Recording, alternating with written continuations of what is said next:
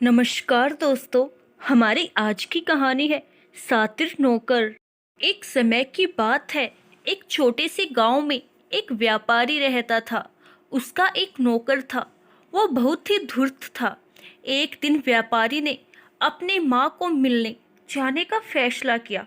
मेरे लिए कुछ खाना बांधो और मेरी माँ के लिए फलों से भरी टोकरी तैयार करो, उसने अपने नौकर से कहा। मुझे पीछे की तरफ भी आंखें हैं, तो फल खाने की हिम्मत भी मत करना, उसने नौकर को कहा। सातिर नौकर व्यापारी के पीछे पीछे चलते जा रहा था और उसे भूख लगती तो चुपचाप से टोकरी में से फल लेकर खाने लगता। ऐसे एक एक फल अपने मालिक के सिर को दिखाकर उसने सारे फल खा लिए। जल्दी मालिक को पता चल जाता है कि सारे फल खत्म हो गए हैं। अरे, तुमने सारे खा लिए, वो नौकर पर चिल्लाता है। पर मालिक, हर एक फल खाने से पहले मैंने आपके सिर को दिखाया था, आपने कभी कुछ नहीं कहा, नौकर ने शांत मुद्रा से कहा। गुस्से में व्यापारी नीचे बैठ जाता है और उसे बहुत भूख लगी होने के कारण खुद ही आग पर मछली पकाना शुरू करता है। व्यापारी मछली खाना शुरू करता है और सड़ी हुई मछली नौकर को देता है। मालिक, क्या मछलियाँ रेत पर नहीं पक सकती? नौकर पूछता है। हाँ, व्यापारी जवाब देता है। नौकर सड़ी हुई मछली अपने मालिक की थाली में रख देता है। अरे मूर्ख, देखो ये तुमने क्या किया, अब मैं इसे कैसे खा सकता हूँ? और नौकर सारी मछलियाँ खा लेता है। जल्दी व्यापारी को बहुत तेज भूख लगती है और वो अपने नौकर से कहता है, अब मेरी माँ का घर पास ही है, पर मैं अब चल नहीं सकता।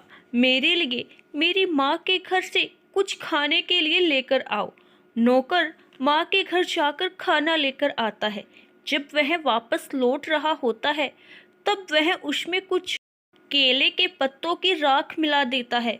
ये पहले के जमाने में नमक की जगह पर भारत में कई स्थानों पर इस्तेमाल किया जाता था। खाना अब बहुत ज़्यादा नमकीन हो जाता है।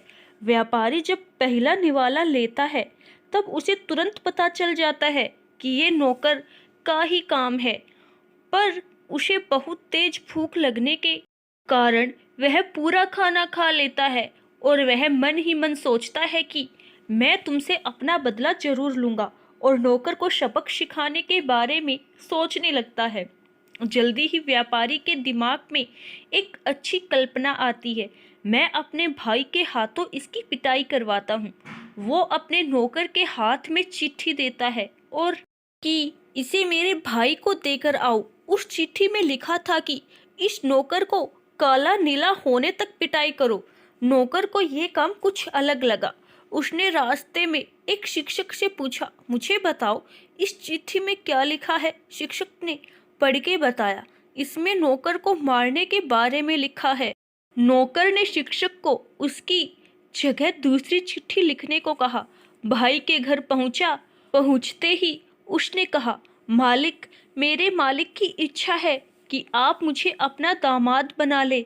व्यापारी के भाई संभ्रम में पड़ गए और उन्होंने वो चिट्ठी देख ली और उसे स्वीकार कर ली।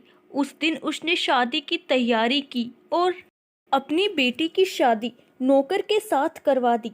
अगले दिन व्यापारी वहां पहुंचा।